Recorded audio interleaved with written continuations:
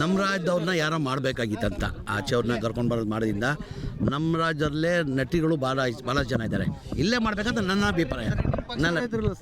ಆಯಿತು, ಈಗ ಅದು ನಾನು ಹೇಳ್ತಾ ಇಲ್ವಾ, ನನ್ನ ಅಭಿಪ್ರಾಯನೂ ಅದೇ ಇದೆ. ನಮ್ಮ ರಾಜ್ಯದವ್ರನ್ನ ಮಾಡಬೇಕಂತ ನನ್ನ ಅಭಿಪ್ರಾಯನೂ ಇದೆ. ಸರ್, ಈಗ ನೀವೇನು ಸಲಹೆ ಕೊಟ್ಟಿದ್ದೀರಾ ಅಂತೇಳಿ ವಿಜೇಂದ್ರ ಅವ್ರನ್ನ ಹೇಳ್ತಿದಾರೆ ನೋಡಿ ಸರ್. ಯಾರು ಏನಂತ ಯಾರು ಸಲಹೆ ಕೊಟ್ಟಿದ್ದಾರೆ?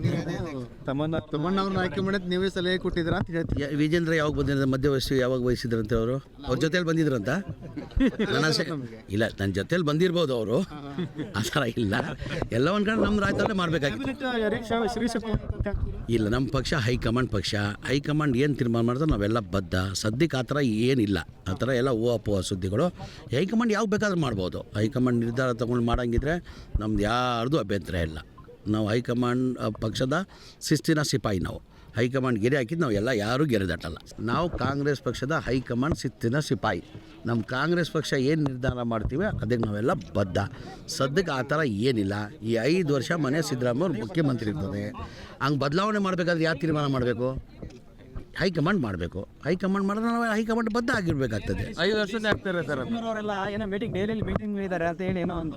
ಯಾವುದು ಏನು ಆ ಥರ ಇಲ್ಲ. ಆ ಥರ ಅವ್ರು ನಮ್ಮ ಪಕ್ಷದ ಏನಕ್ಕೆ ರೀ? ಅವ್ರ ಪಕ್ಷದ ಬಗ್ಗೆ ನಾವು ಮಾತಾಡ್ತೀವಿ. ನಮ್ಮ ಪಕ್ಷದ ಬಗ್ಗೆ ಏನಕ್ಕೆ ಅಷ್ಟು ತಲೆ ಕೆಡ್ಸ್ಕೊಂಡಿದ್ದಾರೆ ಅವರು? ಈಗ ಅವ್ರ ಪಕ್ಷದ ಬಗ್ಗೆ ನಾವು ಚಿಂತನೆ ಮಾಡ್ತಾ ಇದೀವಾ? ನಮ್ಮ ಪಕ್ಷ ನಾವು ನಾವು ಏನು ಬೇಕಾದ್ ಮಾಡ್ಕೊತೀವಿ. ಮೊದಲೇ ಅವ್ರದ್ದು ನೋಡ್ಕೊಳ್ಳೋಗಿಲ್ಲ, ಯತ್ನಾಳ್ ಸರಿಪಡಿಸ್ಕೊಳ್ಳೋಗಿಲ್ಲ ಅವ್ರಿಗೆ. ಮೊದಲ ಯತ್ನಾಳ್ದು ಇದೆಯಲ್ಲ ಅದು ಸರಿಪಡಿಸ್ಕೊಳ್ಳೋಗಿಲ್ಲ. ಯತ್ನಾಳ್ ಕಾಟನೇ ಅವ್ರು ಸಹಿಸ್ಕೊಳ್ಳೋಕೆ ಸಾಧ್ಯ ಇಲ್ಲ. ನಮ್ಮದೆಲ್ಲ ಎಲ್ಲಿ ನೋಡ್ಕೊಂಡು ಕೂತವ್ರು ಅವರು.